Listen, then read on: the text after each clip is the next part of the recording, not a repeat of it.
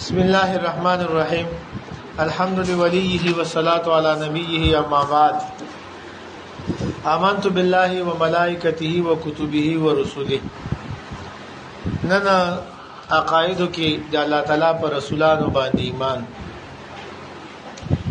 حضرت مفتی صاحب دامت برکاتهم لیکلي رسالت او نبوت داغه لفظي معنی د خپل معنی خبره یا پیغام نور خلکو ته رسول خبر ورکول.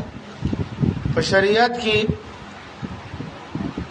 رسالت او نبوت هغه منصب ته ویل کېږي چې د هغه په ذریعه سره د الله تعالی هدایت او دغه احکامات بندګانو ته رسول کېږي او چې کوم خلک الله تعالی په دې عظیم منصب باندې فایز کړی وي په شریعت کې هغه ته رسول او نبی او په اردو ژبه کې ورته پیغمبر ویل کېږي.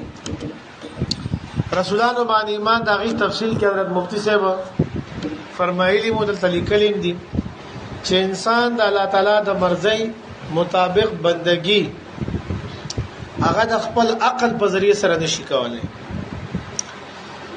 د شریعت شاهراه د شریعت سړک صراط مستقیم هغه باندې انسان د عقل په زور باندې نشي تله. د عقل له انسان دومره معلومول شي چې د دې کائنات خالق او مالک هغه یو ذات دی، د یو ذات اراده په دې کې چلیږي. مزید هغه رب موږ نه سغواړي بندگی ستویل کېږي څه شي دي دا انسان د عقل په ذریعہ سره نشي معلوموله. د دې لپاره د وحي ضرورت وي او وحي په هر سړي باندې نه را نازلېږي بلکې وحي هغه د الله په پیغمبر باندې نازلېږي او دا د وحي سلسله الله تعالی حضرت آدم علی السلام نه شروع کړي و او په نبی کریم صلی الله علیه وسلم باندې کامله او مکمله کړي او ختمه کړي ده.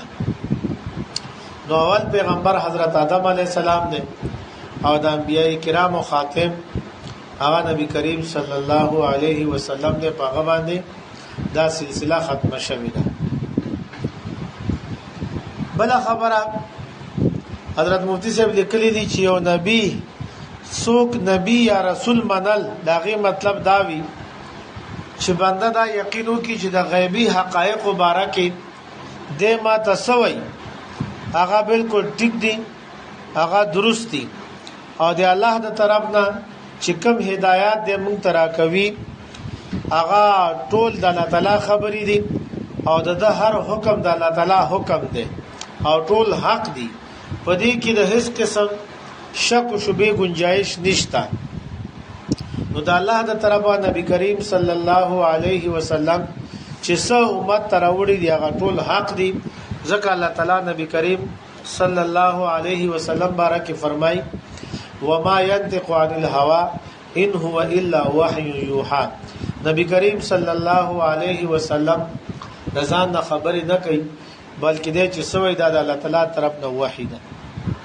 څلورمه خبره دا یقین ساتل پکار دي چې الله تعالی پیغمبرانو باندې کم هدایت او احکامات نازل کړیو هغه ټول امت ته د الله بندگانو ته رسولیو بلکې د رسولو حق ادا کړو. د خپل طرف هغه په دې کې څه کمی به شي نه کړي او نه د رسول د پر دا خبره مناسب ده چې د الله تعالی یو پیغام هغه پټ کی. نو چې څور ته ملاو نبی کریم صلی الله علیه وسلم ته نور پیغمبرانو ته خپل امتون ته غار سره رسول دي. نبی کریم صلی الله علیه وسلم قران فرمای وما هو علی الغیب بظنین. پنځمه خبره دا لږه غونډه تفصیلی ده. نبی کریم صلی الله علیه وسلم داغه امت دوه حصے دي. یو د امت هغه حصہ چې نبی کریم صلی الله علیه وسلم په خپل سترګو لیدلې او د نبی کریم صلی الله علیه وسلم خبره هغه اوریدلې دي. هغه د بار د پیغمبر علی السلام هر خبره هغه منل کچره هغه به تور حکم وا ضروری وو. کداغه تعلق دنیا سره او کداغه تعلق د آخرت سره، داغه تعلق دین سره یا دنیا سره دی. خو نبی کریم صلی الله علیه وسلم د حکم په طریقې سره یو صحابي ته فرمای دا کار وکا هغه د پاره د انکار گنجائش بیاغي کې نه ده نشتا. البته یو رائے مشوره وی نو رائے بیا منل نه منل شریعت پای کې اختیار ورکړه دي.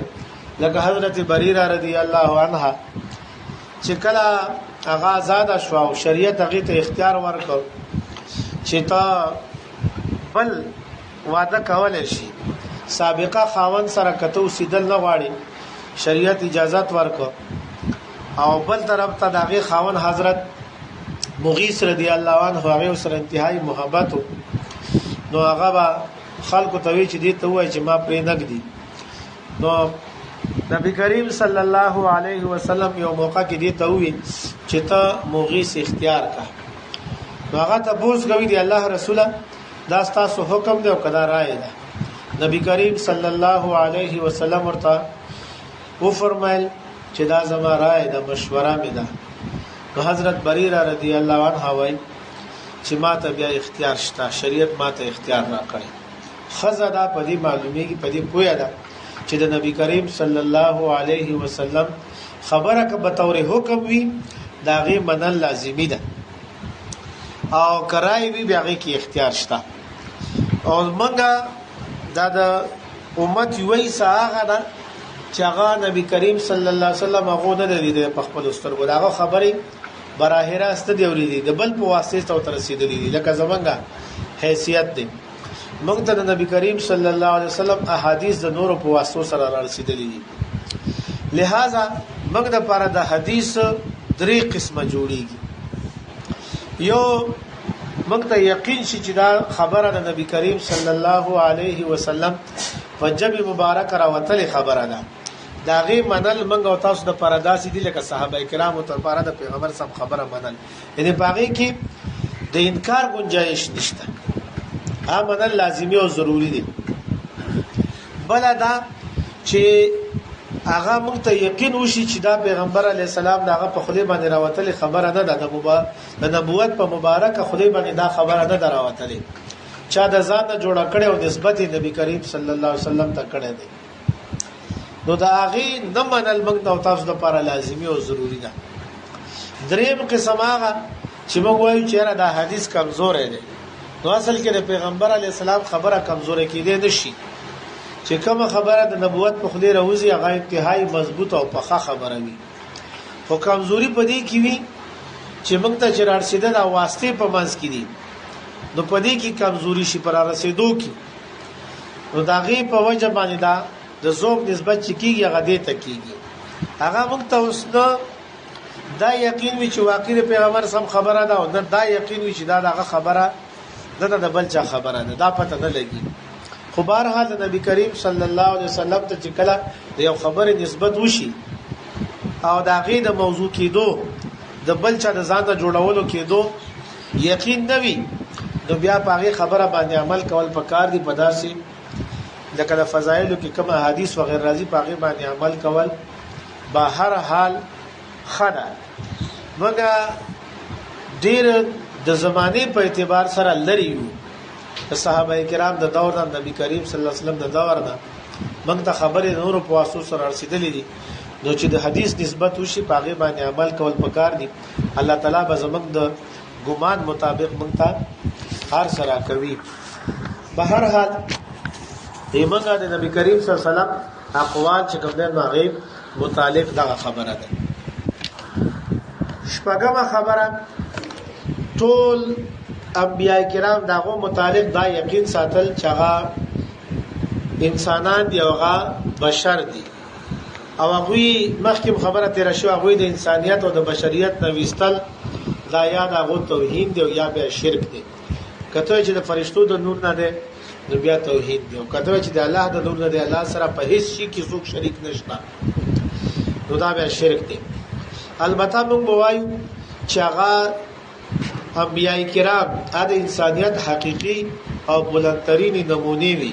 هغه د احکام او د اخلاق او د فضایل اعمال هغه مظهر او زنده شخصیت هغه دروغ نه ویل او نه هغه د تصنع او تکلف نم پاک خلق انبیاء کرام هغه متعلق دا یقین ساتل پکار دي چې هغه د انسانيت داسې صفات او کمالات سره متصف چې هغه زتا نور خلق نه رسیږي.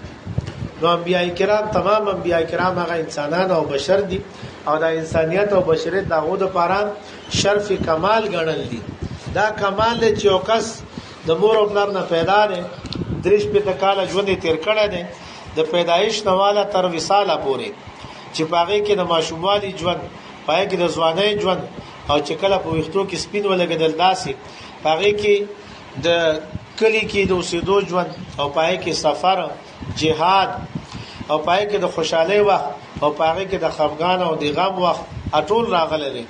خو په 63 ساله ژوندۍ کې یو سکند پر باغې باندې ګوته نو چتيږي دې ته ویل کېږي کمال. نو بهر حال هغه د انسانيت داسې اعلی او ممتاز صفات او کمالات سره متصف چې هغه ته نور انسانان نه رسیږي. څه باقی ان شاء الله هغه سباشي د دې څه بیان پاتې دی. الله تعالی دې موږ تاسو ته ایمان نصیب کړي.